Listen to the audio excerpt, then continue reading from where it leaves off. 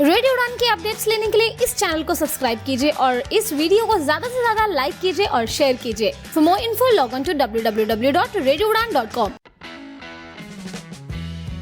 क्या आप एक्सेसिबिलिटी के क्षेत्र में अपना करियर शुरू करना चाहते हैं या फिर अपनी स्किल्स को नए मुकाम तक ले जाना चाहते हैं? तो जरा ध्यान से सुनिए। बैरियर ब्रेक लेकर आया है एस लर्निंग, आपका अपना लर्निंग प्लेटफॉर्म, एक्सेसिबिलिटी की दुनिया का एक्सपर्ट। चाहे आप हो बिगिनर या प्रोफेशनल, यहाँ आपको मिलेंगे ऑन डिमांड इंटरैक्टिव कोर्सेज, वो भी अपनी ही रफ्तार से सीखने के लिए, इंडस्ट्री एक्सपर्ट्स की गाइडेंस और रियल वर्ल्ड इंसाइट्स के साथ। जल्द ही लॉग इन करें ace.barrierbreak.com पर।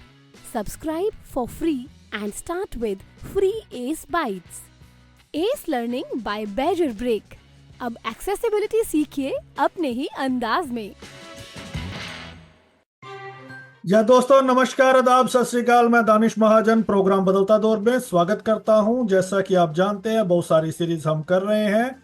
एक सीरीज उनमें से हमारी है department of empowerment of persons with disabilities, MSJI government of India के साथ, जिसमें हम अलग अलग स्टेट के डिसेबिलिटी कमिश्नर से आपको मिलवाते हैं और जानते हैं कि उनकी स्टेट्स में क्या चल रहा है पर्संस विद डिसेबिलिटीज को लेके।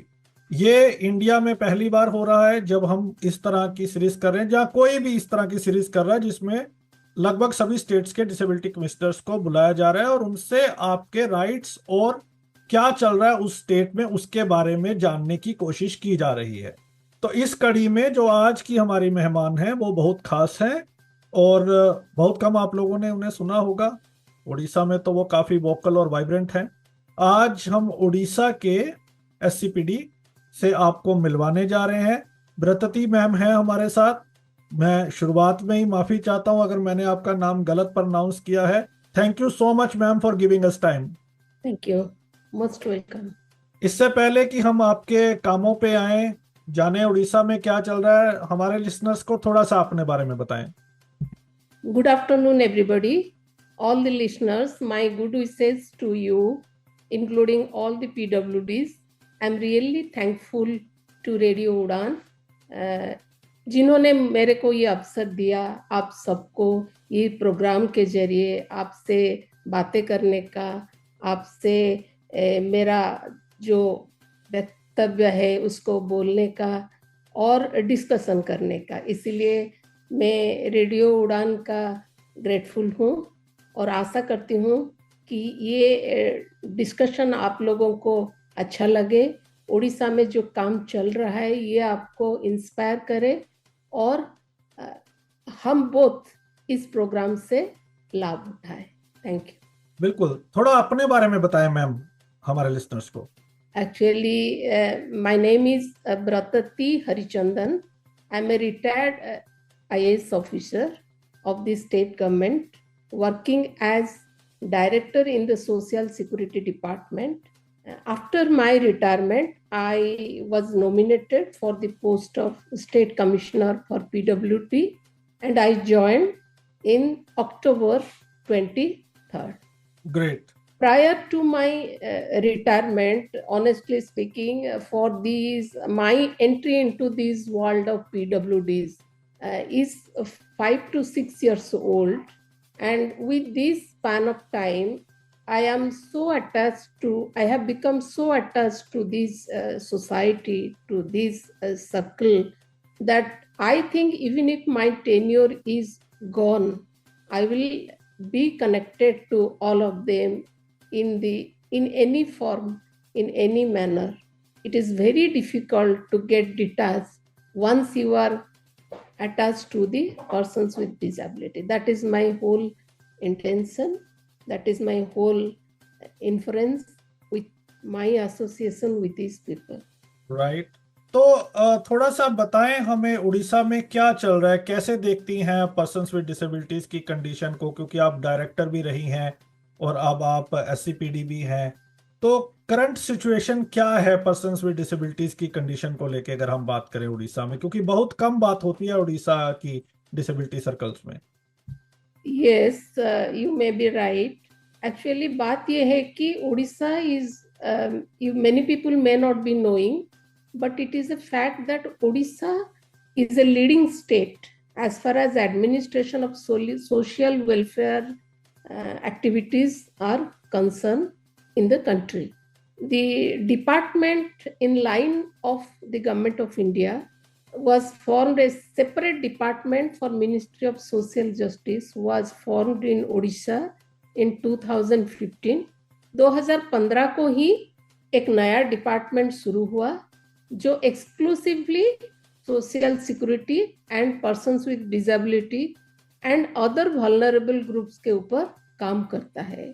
शायद पता नहीं होगा, लेकिन ये एक लीडिंग स्टेट है एंड जितने सारे स्कीम्स गवर्नमेंट ऑफ उड़ीसा चल रहा है सरकार के तरफ से, ये आपको जानकर खुशी देगी और पता चलेगा कि काफी कुछ चल रहा है। हाँ, ये बात है, we are silent workers, may not be that, इतना आवाज नहीं होता है, लेकिन काम बढ़िया चल रहा है। ये मेरा एक्सपीरियंस है as director in the department. ऐसा कोई भी स्कीम नहीं, ऐसा कोई भी सेक्शन नहीं, वल्नरेबल ग्रुप नहीं जिसके बारे में उड़ीसा में कुछ कम काम हुआ है। मेरे हिसाब से मैं जितने भी गवर्नमेंट ऑफ इंडिया मिनिस्ट्री के मीटिंग जा चुकी हूँ as director and as social as SCPD, ये मेरा मानना है कि Odisha is a leading state and ये तो अच्छी बात है। बताइए हमें कौन सी स्कीम्स चल रही हैं। आप देखिए, उड़ीसा में as far as government is concern, Orissa में वो पेंशन के स्कीम चल रहा है, सोशल सिक्योरिटी पेंशन के स्कीम चल रहा है, गवर्नमेंट ऑफ इंडिया का चल रहा है एंड उड़ीसा का भी चल रहा है। उसमें क्या है कि लगभग दोनों स्कीम को मिलाकर लगभग 56 lakh population is covered under different types of social security pensions, maybe old age pension, widow pension, disabled pension and pension for other vulnerable groups. So कुल मिलाकर 56 lakhs people are getting pension. Then national family benefit scheme भी चल रहा है इधर। School बच्चों के लिए पढ़ाई के दिशा में हम लोग उड़ीसा में 104 स्कूल्स एंड कॉलेजेस चल रही है। वो सब एनजीओ के थ्रू चला रहे हैं schools and around 6,815 students are admitted to this special schools. उसमें क्या है कि गवर्नमेंट ग्रांटीनेट भी प्रोवाइड करता है, उनको फ्री एजुकेशन मिलता है, ये उनके यूनिफॉर्म भी मिलता है फ्री ऑफ कॉस्ट उनको 2 टाइम्स। स्कूल के लिए बहुत सारे aids and appliances, computers and modern things are being provided. Smart classes have been introduced in the schools of Odisha, special schools of Odisha. Apart from that, in inclusive mode normal schools में भी करीब 1 लाख बच्चे उड़ीसा में पढ़ रहे हैं, डिसेबल बच्चे पढ़ रहे हैं। विजुअली इम्पेयर्ड लोगों को गवर्नमेंट लैपटॉप प्रोवाइड करते हैं विद सॉफ्टवेयर देके। स्किल डेवलपमेंट ट्रेनिंग काफी कुछ हो रहा है। पोखरीपुट में हमारे एक स्किल डेवलपमेंट सेंटर है लेबर डिपार्टमेंट के तरफ से, वो दोनों मिलकर काम कर रहे हैं।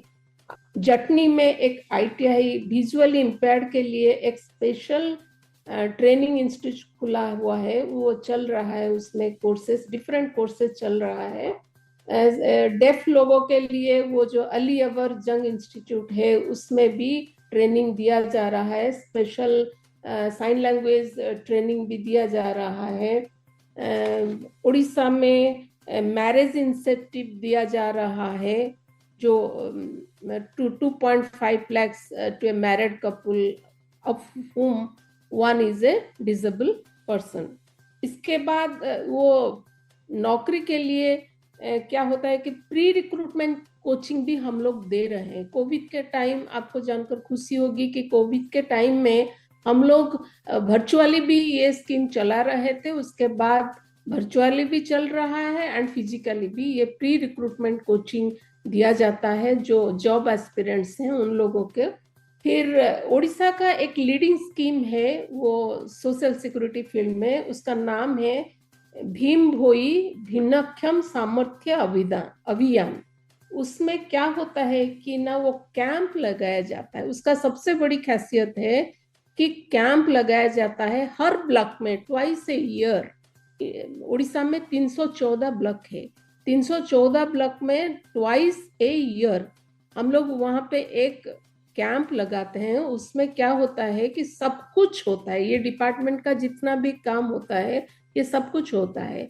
वो लोग सर्टिफिकेट्स के लिए अप्लाई करते हैं, एड्स एंड एप्लियंस के लिए अप्लाई करते हैं, डिस्ट्रीब्यूशन कैंप्स भी वहां पर लगता है, असेसमेंट कैंप्स भी वहां पर लगता है। ये सबसे बड़ा काम होता है। एंड इससे भी गवर्नमेंट का प्रोविजन भी बहुत सारे हैं। आपको जानकर खुशी होगी कि 24-25 में 201 ऐसा कैंप लगाया गया है जिसमें यूडीआईडी सर्टिफिकेट्स का काम भी चलता है एंड फिटिंग ऑफ एड्स जो आर्टिफिशियल लिम्स उसका काम भी चलता है। ऐसे में उड़ीसा का भी एक खुद का एक स्कॉलरशिप स्कीम है गवर्नमेंट ऑफ इंडिया के स्कीम के साथ, वो है Banishree scholarship. Those who are not availing the national scholarship, pre-matric, post-matric and top class, they are all covered in the state specific scholarship schemes. So what we estimate that almost all the PWD students who are either reading in inclusive schools or in the special schools, they are availing this the stipend benefit around Right. 30. So these are the and lastly, not last, so many schemes, it will take a lot of time actually. We are having rehabilitation programs through NGOs and 96 centers Orissa में है। ये 96 centre में क्या होता है कि आसपास के लोग वहाँ आते हैं, वो थेरापी सब किस्म के थेरापी उनको प्रोवाइड किया जाता है, उनके डिसेबिलिटी के हिसाब से देकर असेसमेंट भी होता है, थेरापी भी दिए जाते हैं। उनका खर्चा सब स्टेट बियर करता है। लास्ट ईयर एक म्यूजिकल बैंड भी बनाया गया है। State of Orissa has created A band, produced A band of disable artist, musical band, and A film fair, A film competition, short film competition was also recently held in Odisha. And as I told you that a lot of schemes, capital assets भी बनाए जाते हैं, accessibility में भी काम किए जाते हैं। हाँ, उसमें हम एक एक करके आएंगे। तो काफी स्कीम्स आपने बताई हमें जो डिसेबल्ड के वेलफेयर के लिए आप लोग कर रहे हैं। ज्यादातर इसमें जो आपने स्कीम्स बताई वो वेलफेयर से रिलेटेड है जी। तो अब लेकिन दो चीजों पे मैं जानना चाहता हूँ आपकी राय, आगे बढ़ाते हैं इस बातचीत को। पॉलिसी पे कुछ ज्यादा काम हमें दिख नहीं रहा। आप आंकड़े दे रही हैं, जैसे इक्वल अपॉर्चुनिटी पॉलिसी बनानी है, वो सिर्फ आपके डिपार्टमेंट ने नोटिफाई किया और किसी डिपार्टमेंट ने अभी तक नहीं की। दूसरा, पेंशन की आपने बात की। एक लंबे अरसे से उड़ीसा में डिमांड है कि जो पेंशन को बढ़ाना चाहिए 1000 से 3000 3500 करना चाहिए, वो डिमांड अभी तक पूरी नहीं हुई है। और क्या कोई स्टेट एडवाइजरी बोर्ड आपने एस्टेब्लिश किया है जो आरपीडी एक्ट मैंडेट करता है? इक्वल अपॉर्चुनिटी पॉलिसी जो नोटिफिकेशन एसीपीडी करते हैं उससे it is a fact that department of social security has primarily done it and others departments are in the process of doing it. 17 to 8 PSUs have done it, they have deposited. I am taking a meeting of the officers representative of all the departments, grievance redressal officers, and they have been given the task of finalizing this equal opportunity policy. Actually, the fact is that it was not known to many departments about what is to be there in this equal opportunity policy. So in the last meeting, I have briefed them what does it mean by equal opportunity policy and how they should prepare it. I am very hopeful that very soon, within a month or two, I'll be getting the report from all the departments. As far as the pension is concerned, recently it was a long demand for increase in the pension amount. Abhi recently, Government of Odisha has enhanced the pension from 1,200 to 3,500, लेकिन उसके लिए एक आंकड़ा है, इसमें एक stipulation है, those who are 80 years above or whose disability is 80% above, they are eligible to get this 3,500 per month. As the number of beneficiaries is 56 lakhs, so they are taking it phase by phase. In the first phase, they have done it for 80 years and 80% above disability. Great. Above? तो आप बता रहे हो कि pension already implement हो गई है 3500 रुपया, जी, जिनकी एज 80 प्लस से ज्यादा है या जो 80% से ज्यादा डिसेबल्ड है उसके लिए ये हो गई है। स्टेट एडवाइजरी बोर्ड की मैं पूछ रहा था, उसकी क्या State Advisory Board has been formed. It has been formed, and it is the first meeting was held recently. It is formed. It is formed after this new election. It is formed. Okay. RPD act की implementation और accessibility, Yeah. इन दोनों के बारे में बताएं। उड़ीसा में government के number कुछ कहते हैं, लेकिन जब हम वहाँ के बेनिफिशरीज से बात करते हैं, डिसेबल से कहते हैं, वो कहते हैं कि जो एक्सेसिबिलिटी का काम है वो सिर्फ भुवनेश्वर के आसपास ही हो रहा है, उसके अलावा गाँव में कुछ नहीं हो रहा, या बाकी जो स्मॉल सिटीज है वहाँ कुछ नहीं हो रहा। और वहाँ पे उनका कहना है कि सेंटर्स भी गाँव में बहुत कम खुलते हैं, वहाँ पे जो रीच आउट है वो कम है गवर्नमेंट की। क्या आपको ऐसे लगता है? नहीं, ये बिल्कुल तो गलत नहीं है। जितना काम भुवनेश्वर अर्बन एरियाज में हुआ है उतना रूरल एरियाज में हो नहीं पाया, और ऑल द पब्लिक प्लेसेस जो है वो हो नहीं पाए। इसीलिए तो वो जो ये टू एक्सेस जो ड्राइव अभी सुगम्य यात्रा की चल रहा है, उसमें वो सब फिगर हम लोगों के साथ आ जाएगा कि कितना एक्सेसिबल है, कितना एक्सेसिबल नहीं है। इंटीरियर पॉकेट में ऑल द स्कूल्स, जैसे इलेक्शन के लिए के टाइम यूज होता है, तो all the schools and colleges they have been made accessible for that purpose of elections, and other public places are yet to be made accessible. In this context, I would like to tell you that in Odisha PWD code, all the old buildings, they are retrofitted with accessible. They are being retrofitted with accessible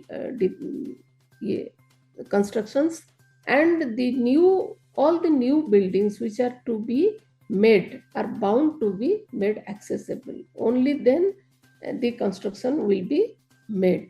But in spite of that, there are many a gap between the cups and the lips, and accessibility के ऊपर बहुत सारे काम करने हैं। मुझे लगता है कि ये जो कैंपेन के दौरान हम लोग बाकी जगह को भी ये कर लेंगे। एंड एक्सेसिबिलिटी, मुझे ये लगता है कि एक फिजिकल एक्सेसिबिलिटी है, डिजिटल एक्सेसिबिलिटी है, और एक ट्रांसपोर्ट कम्युनिकेशन में जो एक्सेसिबिलिटी, ये तीनों के ऊपर बैच बाय बैच काम करना जरूरी है। अभी रिसेंटली मैंने जनवरी में एक वर्कशॉप लिए थे एक्सेसिबिलिटी के ऊपर, फिजिकल एक्सेसिबिलिटी में। उसमें सारे इंजीनियर स्टेट लेवल एक फंक्शन किए थे हमने। अभी yesterday only I was discussing, and my secretary told me that you should take these accessibility workshops, awareness programs to all the district. So Danish ji, इस कॉन्टेक्स्ट में ये बताऊंगी कि मेरा मानना ये है कि जहां भी डिसेबिलिटी के फील्ड में कुछ काम नहीं हो रहा है, इसके पीछे दे आर वो जो अवेयरनेस की अभाव है। ये नहीं है कि किसका नियत खराब है और ना करने के ठान लिए है, ऐसा नहीं है। अवेयरनेस की पहुंच नहीं हुआ है इस जगह, इसीलिए ये काम नहीं हुआ है। तो इसी दिशा में मैं क्या करती हूँ कि हर डिस्ट्रिक्ट को जा करके एक अवेयरनेस प्रोग्राम एक 1 डे की चलाती हूँ। उसमें क्या करती हूँ, वो डिस्ट्रिक्ट एडमिनिस्ट्रेशन के सभी officers, public representatives and some leading volunteer organisations, they are called and the act is explained to them in detail.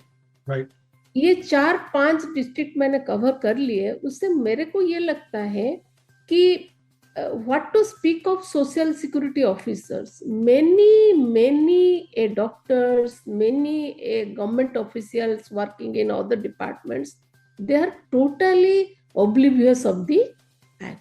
So इसी को देख करके मेरे को पता चला कि अवेयरनेस की कमी से ये काम सब पीछे चल रहा है, जो भी एक्ट प्रोवाइड करता है ये काम नहीं होता है। तो अवेयरनेस को जनरेट करने के लिए हमको बहुत सारे काम करना। राइट तो ये बताएं कि दो सवाल आपसे जानना चाहता हूं। एक, इसी बात को आगे बढ़ाते हैं कि आपका डिपार्टमेंट अवेयरनेस बढ़ाने के लिए क्या कर रहा है, और दूसरा मैं आपसे जानना चाहता हूं आपके हिसाब से उड़ीसा के डिसेबल्ड के सामने 2-3 बड़े चैलेंजेस क्या हैं? एग्जैक्टली दानिश जी, एक्चुअली मेरे हिसाब से अवेयरनेस प्रोग्राम जो मैं अभी बता रही थी आपको कि हर डिस्ट्रिक्ट को जाकर करना चाहिए, हर कोई ऑफिसर को ये बताना चाहिए एक्ट क्या होता है, उसमें क्या कहा गया है, और सभी को क्या क्या everybody, each and every department has to follow the instructions of the act so that all the resultant things will reach the PWD persons. इसमें मैं जो इनिशिएटिव्स शुरू कर चुकी हूँ ये है कि एक तो बताया अपने डिस्ट्रिक्ट को जाती हूँ, वहाँ पर सब ऑफिसर्स को, पब्लिक रिप्रेजेंटेटिव को एंड एनजीओस को बुला करके वो बताती हूँ, अवेयर करती हूँ कि एक्ट का क्या प्रोविजन है। दूसरा ये है कि मैं समझती हूँ जो भी ऑफिसर जो भी डिपार्टमेंट में पहले रिक्रूट होते हैं उनका जो ट्रेनिंग जब चल रहा है ना, तब से मैंने उन सबको रिक्वेस्ट किए हैं कि सभी ट्रेनिंग कोर्सेस में, be it in agriculture, be it in medical profession, be it in judicial officer, there should be a course on PWDs. I think from the beginning of their career, these officers, they will be made aware that yes, there is a act for them and they are to follow this. So ये मैंने शुरू कर दिया है, and the premier administrative, finance and agriculture, all these training colleges, they are having it. They have already started it. Another ये है कि ये तो जनरल होता है सब ऑफिसर्स के लिए। दूसरा ये है कि मैं स्पेसिफिकली लेती हूँ कुछ इश्यूज, जैसे पीडब्ल्यूडीज के ट्रांसपोर्ट के लिए कुछ इश्यूज है, जो लोग बस में जाते हैं, ये करते हैं, ट्रेन में जाते हैं, सफर करते हैं, उनको पर कंसेशन नहीं मिलता, बैठने को सीट नहीं मिलता, ठीक तरह से उनको सर्विसेज नहीं मिलता। ये सब के लिए मैंने एक स्पेसिफिक वर्कशॉप इनवाइट करती हूँ। जैसे अभी नेक्स्ट वीक में मैं एक ट्रांसपोर्ट के रिलेटेड करूंगी। जनवरी में मैंने एक जुडिशियल ऑफिसर्स के साथ, जुडिशियल ऑफिसर्स डीएलएस से कोलैबोरेशन, पब्लिक प्रोसिक्यूशन, इस सब को लेके एक बहुत फ्रूटफुल डिस्कशन हुआ था, जिसमें मुद्दा था कि पीडब्ल्यूडीज के बारे में जो केसेस आते हैं उनको इन्वॉल्व करके, और उसको इसके अगेंस्ट में जो केसेस आते हैं वो सब कैसे स्पेशल कोर्ट को जाए, एंड स्पेशल कोर्ट से कैसे वो त्वरित फर्स्ट ट्रैक में वो कैसे खत्म हो केसेस। इसके ऊपर काफी कुछ चर्चा हुए थे, उससे बहुत कुछ रिजोल्यूशंस भी मिला है। उस डायरेक्शन में मेरा फोकस है कि हर कोई डिस्ट्रिक्ट में जो डिस्ट्रिक्ट लीगल सर्विसेज अथॉरिटी है वो कैसे पीडब्ल्यूडी के लिए मददगारी हो। इसी दिशा में एक जेल एंड पुलिस, उसका भी एक मीटिंग मैंने रखा है, प्लान आउट किए हैं। Medical officers, actually you will be surprised to know that many paediatricians, they are not aware of these 21 categories of disability that is there in this present scenario. Right. So उन लोगों को UDID certificates कैसे दिए जाते हैं, assessment कैसे होता है। एक लोग अप्लाई के टाइम में उसका असेसमेंट कुछ है, जब फाइनली असेसमेंट होता है उसका कुछ और निकलता है। ये जो कंफ्यूजन होता है ना, क्या सैंक्टिटी है यूडीआईडी असेसमेंट का। इसके लिए उन लोगों को मैंने बोथ हेल्थ डिपार्टमेंट एंड मेरे डिपार्टमेंट को दोनों के कोलैबोरेशन से चुने हुए डॉक्टर्स को लेकर के स्टेट लेवल का प्रोग्राम बनाती हूँ। ये सब मैंने स्पेशल इनिशिएटिव स्पेशल फोकस में किए हैं एक मेडिकल ऑफिसर्स के। ऐसा भी कुछ प्लानिंग है मेरा प्रिंसिपल्स एजुकेशन में, कुछ इंक्लूसिव एजुकेशन के लिए कुछ करने के लिए। ये सब इनिशिएटिव मैं शुरू कर चुकी हूँ। और accessibility in banks, that is I am receiving a lot of cases that this bank is not, this branch is not accessible. So I have put my word to the SLBC and they have agreed that they will arrange a dialogue, a consultation on this accessibility of the banks. Right. Because after these government offices, banks are the next visit place of the PW. तो media और social media का सहारा ले रहे हैं आप लोग awareness के लिए? हाँ, मीडिया एंड सोशल मीडिया का हेल्प भी हम लोग लेते हैं, प्रिंट मीडिया के और ट्विटर में, ऐसा सोशल मीडिया के भी करते हैं। लेकिन बहुत ज्यादा वाइब्रेंट नहीं है। हाँ, ये इसमें और बहुत सारे करना है, ये I agree, I totally agree. क्योंकि बहुत सारे मीडिया और सोशल मीडिया एक बड़ा प्लेटफॉर्म है लोगों को जागरूक करने का। जी, इसमें हम लोग बात करें, किस तरह की कंप्लेंट्स आपके पास आ रही हैं ज्यादातर, और क्या आपका कुछ डेडिकेटेड पोर्टल है जिसपे लोग कंप्लेन कर सकते हैं? डिपार्टमेंट मेरे ऑफिस का जो पोर्टल है ना, वो अभी उसको मॉडर्नाइज किया जाता है, थोड़ा कस्टमाइज करके नया किया जाता है, इसलिए वो टाइमली थोड़ा काम चल रहा है उन पर। लेकिन पहले जो था उससे उसमें ऑनलाइन भी केसेस कर सकते थे। And I was receiving cases physically through email and through online. These were running. And types of cases इसमें ये आता है कि मेरा सोशल मेजर केसेस ये होता है कि जो सोशल सिक्योरिटी जो बेनिफिट्स है गवर्नमेंट का उसको नहीं मिलता है, इसके लिए ज़्यादातर केस होता है। Around 164 cases this last year के जो केसेस मैंने 464 केसेस मेरे ज्वाइन करने के बाद जो इनिशिएट हुए हैं, उससे 164 केसेस तो वो सोशल सिक्योरिटी मेजर्स जो बेनिफिट्स के लिए हैं। एजुकेशन में जो स्क्राइब फैसिलिटी नहीं मिलता है, कॉलेज फी वेव नहीं होता है, स्टाइपेंड नहीं मिलता है, उसमें काफ़ी 20 केसेस थे। एम्प्लॉयमेंट ट्रांसफर, पोस्टिंग, रिक्रूटमेंट, जब रिक्रूटमेंट प्रोसेस चलता है बहुत सारे केसेस आते हैं, मेरा त्वरित इंटरवेंशन वहाँ जरूरी होता है। And I have succeeded in almost addressing everybody's urgent immediate cause. Miscellaneous भी होता है, जैसे विक्टिम कंपेंसेशन में होता है, rape, police activity and different types of fittings, aids and aprons, उसके लिए भी केसेस होता है। ये सब जो केस आता है मैं सो मोटो भी कॉग्निजेंस लेती हूँ। जो न्यूज़पेपर में देखती हूँ, कोई सोशल मीडिया में आ जाता है, कोई इंफॉर्मेशन कि कोई पीडब्ल्यूडी के साथ कुछ गलत हुआ है, कुछ गलत हो रहा है, उसमें भी मैं काफ़ी केसेस करती हूँ, इनिशिएट करती हूँ। अब आप डायरेक्टर भी रही हैं इसी ऑफिस की, और अब आप इंडिपेंडेंट कमिश्नर भी हैं, तो आपने 7-8 साल हो गए हैं आपको इस डिपार्टमेंट में, तो बहुत क्लोजली आपको चीजें पता है कि पेपर पे क्या है, ग्राउंड में क्या है। तो क्या आपको लगता है कि कौन सी ऐसी बड़ी प्रॉब्लम्स आज भी उड़ीसा के डिसेबल्ड के सामने हैं, 3-4 अगर आप आउटलाइन करें, और किस तरह के सल्यूशन आप उसके लिए प्रपोज करती हैं? क्या किस तरह के चैलेंजेस आपको भी आ रहे हैं, डिपार्टमेंट को आ रहे हैं चीजें एनफोर्स करने में?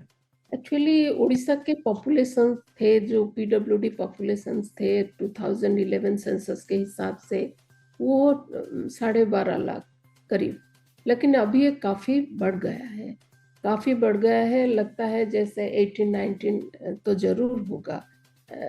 इसके हिसाब से वो जो डिपार्टमेंट है ना, वो नया बनाया हुआ है, 15, it is only 8 and 9 years old। तो एक तो कमी है स्टाफ के, जो ऑफिस जो सुपरवाइज करते हैं डिफरेंट एक्टिविटीज को, उसका थोड़ा डिपार्टमेंट में कमी है। पॉपुलेशन एंड बेनिफिट्स के हिसाब से देखेंगे तो उसमें कुछ काम करना है, स्ट्रेंथ बढ़ाना है। और दूसरा ये है कि जो अवेयरनेस जनरेट करना है वो किसका करना है, पीआर रिप्रेजेंटेटिव को करना है, एनजीओज का करना है एंड बाकी लोगों का करना है। ये होने से क्या होता है कि सब चीज पता चलता है कि नहीं ऐसा नहीं हो सकता, इसको करना पड़ेगा, ये काम होना पड़ेगा। ये अवेयरनेस के and accessibility is the major field where a lot of activities are to be made. To my mind, this is a department where you can't afford to be superfluous, because all the people, those who are waiting for services, are vulnerables, and timely and fast remedy is to reach out to them. So एक तो establishment का और department का strength बढ़ाना है, field में जो officers काम करते हैं उसका नंबर बढ़ाना है, जैसे स्कीम्स बढ़ते हैं ये करना है, और फंडिंग भी इसी हिसाब से बढ़ेगा। जो एनजीओज काम करते हैं, actually major implementing agencies of all the schemes in Odisha is NGO partners. So wherever they are working, they need more guidance, more supervision, and for that we need more staff and more officials. Government का support है आपको पूरा? हाँ, एससीपीडी को कोई problem नहीं, government का पूरा सपोर्ट है। In fact as I was associated with government, there was no such issue. नहीं, बट जब गवर्नमेंट डिपार्टमेंट्स के खिलाफ कंप्लेंट्स आती है, आप सुनती है, तो उसमें कोई चैलेंज आता है आपको? एक्चुअली जब गवर्नमेंट का स्कीम इम्प्लीमेंट नहीं होता है कोई चीज भी, मैं तो उन लोगों को भी मैं नोटिस करती हूँ, ये लोगों के कंप्लाई होने तक मैं परस्यू करती हूँ, क्योंकि जैसे जल्दी हो जाए। Actually as I was from this cadre, so to say, और this field, so I was more keen in running the case than in complying the cases, the grievances. So I focus on working for the grievances more than the running of the legal procedure on all these things. एक जो चीज है वो लगभग सभी states में है जी, सभी स्टेट्स के जो बेनिफिशियरीज की बात है कि क्योंकि गवर्नमेंट ज्यादातर एनजीओस के साथ मिलके काम करती है जी, तो बहुत सारे लोगों का ये कहना होता है कि एनजीओस में चीजें बहुत बार सही नहीं होती है, लेकिन क्योंकि गवर्नमेंट उनके साथ टाइड अप है प्रोजेक्ट्स में, तो गवर्नमेंट ने एनजीओस को फ्री हैंड दे रखा है। कोई क्वालिटी चेक नहीं होता है एजुकेशन का, अगर कोई कंप्लेन एनजीओस के खिलाफ आती है तो कोई एंटरटेन नहीं होती है। तो क्या एक्सपीरियंस है आपका? क्या कुछ मॉनिटरिंग रहती है एनजीओस के ऊपर भी, ताकि under the garb of NGOs ऐसा नहीं कि वो कुछ भी उनको फ्री हैंड मिले? हाँ, ये आपने सही बोला कि ये इन्फ्रेंस, ये इम्प्रेशन तो हर कोई जगह की है, लेकिन जो मेरा मानना है कि एनजीओस को जो गाइडेंस, जो सुपरविजन, जो एनफोर्समेंट होना चाहिए वो हो नहीं पाता। उसके लिए शायद दोनों जिम्मेदार है, and they are connivance for the negative words. I am not really agreeable to it. It is only the lack of resources. You see, in a particular block, I will tell you, 20 schemes are running, and in the block social security, the BDO's office, there is only one officer and one assistant. They are supposed to monitor these 20 schemes and the population of lakhs. So the timely visit, there are 30 NGOs working there. The schemes are running. So it takes time, it requires time to supervise their activities.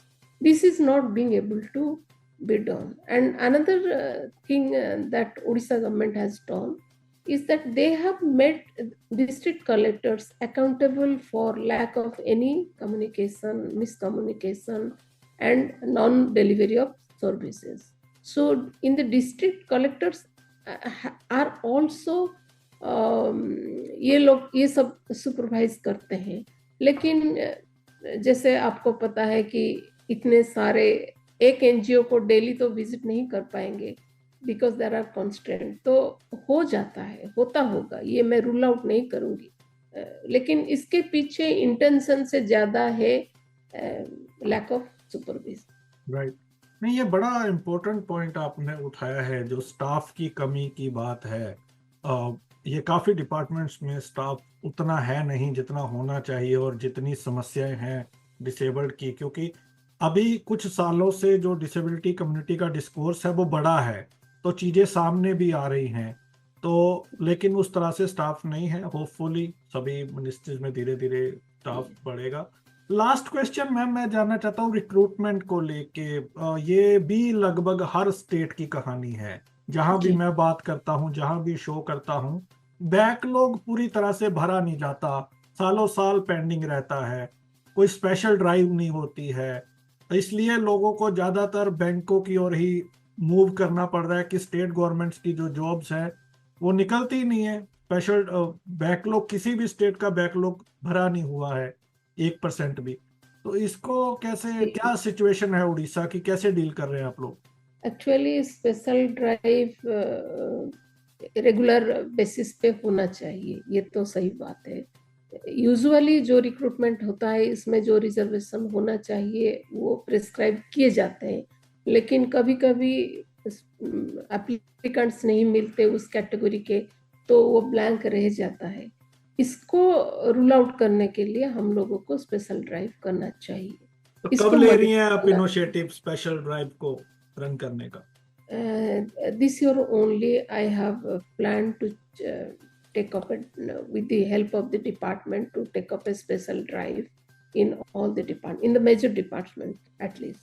तो बड़ी बात आप इस show में बोल रही हैं, और we will be really grateful to you कि एम्प्लॉयमेंट बहुत जरूरी है पर्सन्स विद डिसेबिलिटीज के लिए, अगर उनको डिग्निटी और इंडिपेंडेंट लाइफ जीनी है तो I would request you to take it as swiftly as you can, so major people can benefit. एक बात मैं बोलना चाहती हूँ जी कि हर उड़ीसा में एससीपीडी के नोडल ऑफिसर्स है, all district social security officers in the district, they are answerable to me for implementation और violation of any PWD act provisions. Similarly, in each department, I have also grievance redressal officers.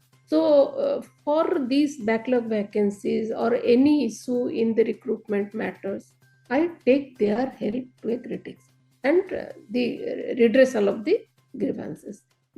Through them only I touch upon all the departments and see that the cases, the issues of PWDs are really taken up with earnest interest.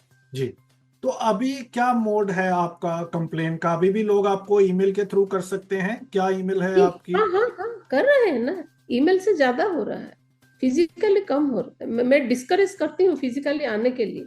Even WhatsApp में भी कोई application भेज देता है, मेरा number तो public है, तो व्हाट्सएप में भी कोई भेज देता है कंप्लेन, तो I text it up. Great. तो क्या रहेगा आपका मैसेज जाते जाते लिसनर्स के लिए और उड़ीसा की पब्लिक के लिए? लिसनर्स तो सभी हैं, उड़ीसा लोग तो मुझे सुनते हैं, देखते हैं।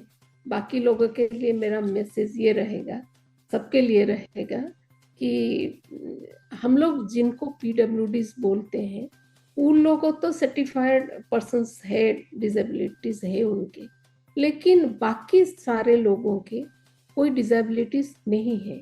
लेकिन इनको देखने का तरीका ऐसा है कि मुझे लगता है कि बाकी सारे लोग भी उनका विजन से, उनका परसेप्शन से, जो लोग सोचते हैं गलत पीडब्ल्यूडीज के बारे में, उनका डिसेबिलिटी कुछ हिडन है, जिसके लिए शायद जितना ये होना चाहिए उतना होता नहीं। तो मेरा ये जाते जाते रहेगा कि let everybody rise up to the cause of PWDs। Accessibility तो होगा, लेकिन एक्सेसिबिलिटी के साथ ये भी होना चाहिए कि प्रायोरिटी भी मिलना चाहिए। रैंप में सब चढ़ जाएंगे, लेकिन PWD पर्सन्स तो बाद में रह जाएगा ना, पहले तो आ नहीं पाएगा वो मॉब को, वो क्राउड को वो क्रॉस करके। तो बाकी लोगों के जो सेंटिमेंट होना चाहिए, जो अवेयरनेस होना चाहिए, वो होना जरूरी है। मैं सबको अपील करूंगी कि सभी लोग PWDs के बारे में सोचे। सिर्फ सरकार और जो भी चलाते हैं स्कीम्स वो लोग नहीं सोचे, सब सोचे। This is an index where we measure the development of a country, of a society, that yes, the country has a eye on the vulnerable groups of the society.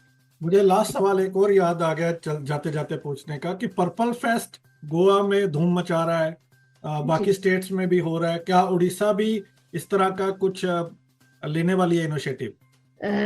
Yes, we are very much inclined to do it this year only. The subject and the time will be known to everybody in the right time. चलिए, we wish you all the best। और जहां भी radio उड़ान आपके department के किसी scheme को लोगों तक पहुंचाने में अपनी भूमिका अदा कर सकता है, जहां भी आपको लगे कि हम लोग कंट्रीब्यूट कर सकते हैं आपके ऑफिस के लिए, आपके डिपार्टमेंट के लिए, तो हम हमेशा से तैयार हैं। और आपने हमें कीमती समय दिया, बहुत बहुत धन्यवाद। Definitely. I will take your platform as a companion to my strive into the field of disability. I'll take your help, and through you I will make my initiatives, my activities more profound in the rest of the country. Thank you very much for choosing me and giving me an opportunity to be listened by so many people. Thank you and thank you. तो listeners, बात की आज हमने SCPD Orissa के साथ की takeaways. Government offices में staff की कमी है, उस पर गवर्नमेंट को ध्यान देना चाहिए। NGOs को वाइब्रेंट होना चाहिए, अवेयरनेस और बढ़नी चाहिए। लोगों में अवेयरनेस एक बड़ी समस्या है देश के बाकी हिस्सों में भी। इस इंटरव्यू में मैम ने यह भी कहा कि इस साल वो कोशिश करेंगी स्पेशल ड्राइव रन करने के लिए, जिसमें एक्सक्लूसिवली पर्सन्स विद डिसेबिलिटीज को जॉब मिले। ईमेल और व्हाट्सएप से भी वो कंप्लेंट्स ले रही हैं। ये मॉडल पूरे देश में लागू होना चाहिए। जहां जहां SCPDs हैं जो ईमेल और व्हाट्सएप के थ्रू नहीं ले रहे हैं, उनको समझना चाहिए लिमिटेशंस कुछ डिसेबिलिटीज की, और ईमेल पर भी एंटरटेन करना चाहिए। अगले महीने फिर बात करेंगे इस सीरीज में एक और डिसेबिलिटी कमिश्नर के साथ, जानेंगे उनकी स्टेट में क्या चल रहा है। मुझे दीजिए इजाजत, अगले सप्ताह होगी मुलाकात किसी और डिसेबिलिटी के मुद्दे पर किसी और मेहमान के साथ। सुनते रहिए radio Udaan of light of life. Bye bye. Hello बेटा, पराठे खा लिए क्या? नहीं खाए पापा। सुबह 4 बजे उठ के तेरे सफर के लिए पराठे बनाकर तेरी बैग में रखती हो, तूने खाए नहीं। भूख तो इतनी लगी थी पापा, पर आप टिफिन के साथ हैंड वॉश रखना ही भूल गए। बिना हैंड वॉश पराठे कैसे खाऊं? सेवलॉन स्वस्थ इंडिया कहता है, अगर जर्म्स और बीमारियों से रखनी हो दूरी, तो खाने से पहले हैंड वॉश है जरूरी। क्या आप डिसेबिलिटी के बारे में सटीक और विश्वसनीय जानकारी जानना चाहते हैं? तो विजिट करें disability.390.org। ये वेबसाइट एक ऐसा मंच है जहां आपके सवालों को मिलेंगे विशेषज्ञों से उत्तर। आपको मिलेंगे सेल्फ एडवोकेसी की प्रेरणादायक कहानियों के वीडियोस। इतना ही नहीं, engaging games, valuable resources, inclusive music video और ढेर सारी ऑथेंटिक इंफॉर्मेशन। दिव्यांगता से जुड़े अपने सवालों के जवाब खोजिए, अपनी क्यूरियोसिटी को एक्सप्लोर कीजिए वेबसाइट पर डाइविंग डीप सेगमेंट के साथ। तो देर किस बात की, आज ही विजिट करें disability.trinayani.org और Disability.3 नैनी के साथ मिलकर बनाएं समावेशी समाज।